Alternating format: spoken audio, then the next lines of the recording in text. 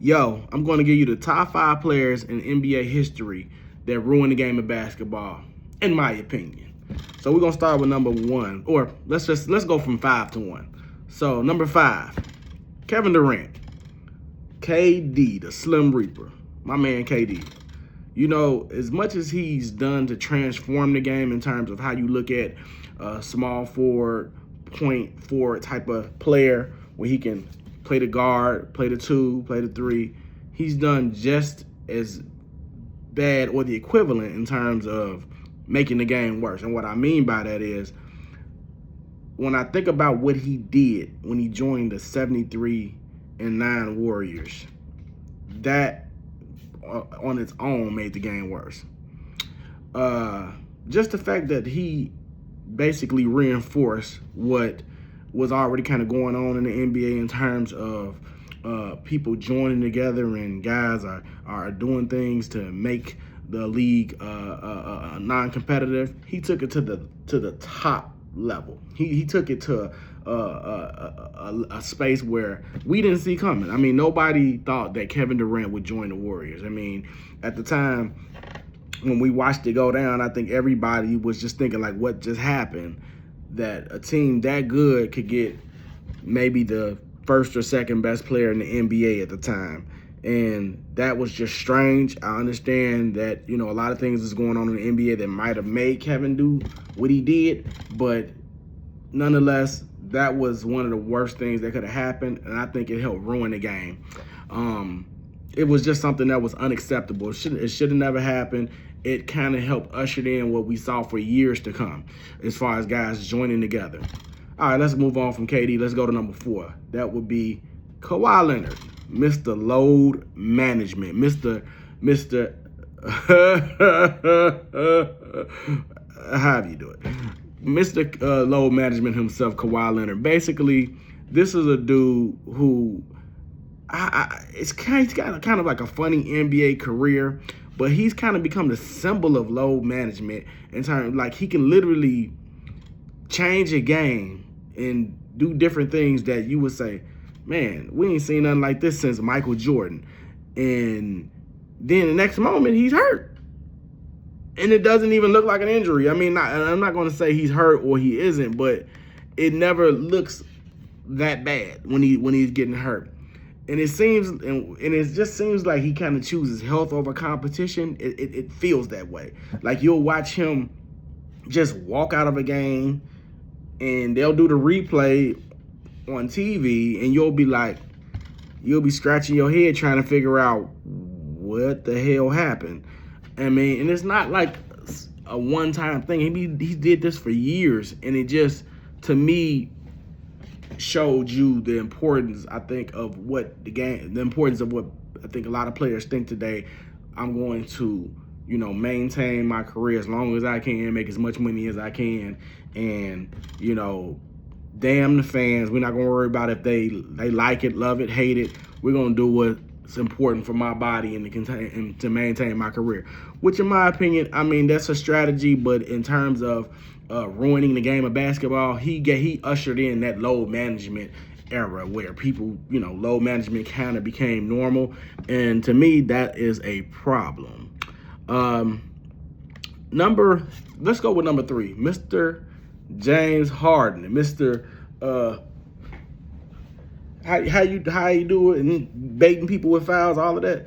Yeah, so James is an interesting case because when people look at another one, just interesting. When you look at James Harden, you think to yourself, okay, this dude could be a top 3 point guard of all time, or guard, or he's a 2 guard of all time. When people look at him, they start talking about the likes of Kobe's and Dwayne Wade's and things like that, Allen Iverson. So I guess you could call him a 2. I actually think he plays the point better, but let's just say he's, okay, 2 guard, right?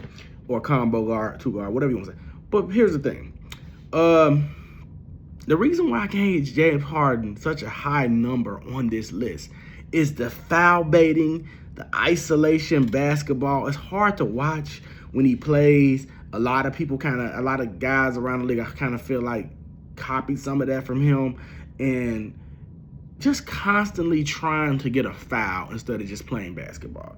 If I could speak to James Harden, listen, James, if you're listening to what I'm saying, if you can see this podcast, if you're looking at this video, James, I want you to know something.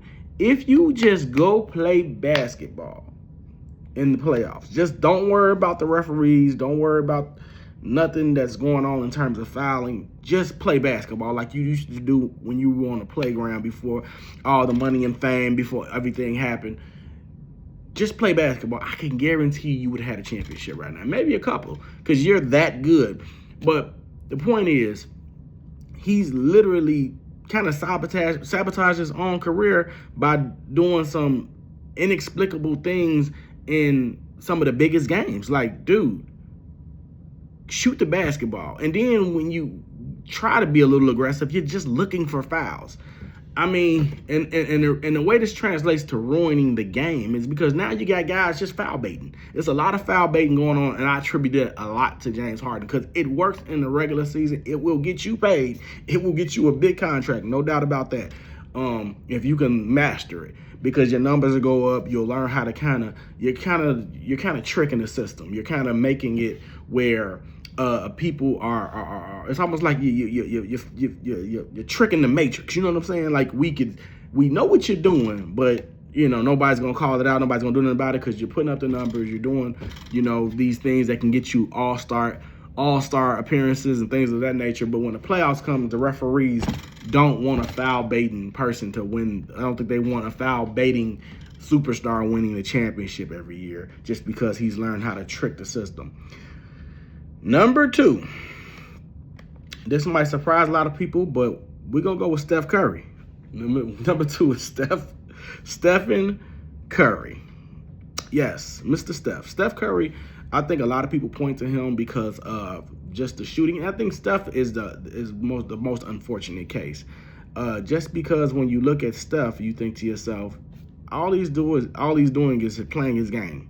Other guys, I think it's some strategy. With Steph, is literally just doing what he's good at doing. If you're great at shooting, you should shoot. That doesn't take away from the fact that it had a big impact over the NBA and how it's played today. I mean, to me, listen, I like some of the new stuff with the NBA, and some of the stuff I just can't stand. Guys, it shouldn't be a three-point shooting contest. And I think we saw Steph do what he did at such a prolific level that people just kind of copied that and said, okay, well, we can do that, and that will win because we seen Steph Curry and Klay Thompson do it. But everybody ain't Steph Curry. That's the big issue. And again, I don't want to just harp on what Steph did because I don't feel like he purposely did this, but it's just his game. And listen, I wouldn't tell him to change it because look where it's gotten him. But I mean, he kind of took away some of the complete fundamentals of shooting. I mean, everything he does is what people have been told not to do in basketball for 50 years. And then when people saw that it could work, everybody wanted to do it. And I think that kind of changed the game for the worse. It's not his fault, but it happened that way. It went down that way. Number 1, this might surprise a lot of people, but number 1, without a doubt, in my opinion, not trying to be a hater, because I know I'm going to get a lot of hate in the comment section. I know people going to be saying, oh, you hating on LeBron James. Where do I begin?